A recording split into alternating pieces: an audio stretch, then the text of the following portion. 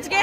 আজকে যেহেতু সংবিধান দিবস, 1949 সালে সংবিধান হয়েছিল, তা হচ্ছে ডক্টর বি.আর. আম্বেদকর মহাশয় যে প্রস্তাবনায় যে লিখে গেছেন, সকল নাগরিকের সমান অধিকার থাকবে, ন্যায্য অধিকার সবাই পাবে, সেটা আমাদের সরকার মনে রাখছেন না। আমাদের যেটা ন্যায্য পাওনা, আমরা 2022 সাল হয়ে গেল, 3 বছর বসে এখনো ইন্টারভিউ নোটিশ প্রকাশ করেননি। আমরা চাইছি ডিসেম্বরের প্রকাশ করে ফর্মটা ফিল আপ করে রাখুন, না হয় আমরা এভাবে কতদিন সহ্য করবো। আমাদের ন্যায্য দাবির হচ্ছে জন্য আমরা রাস্তায় নেমেছি, এনার ছবিটা হাতে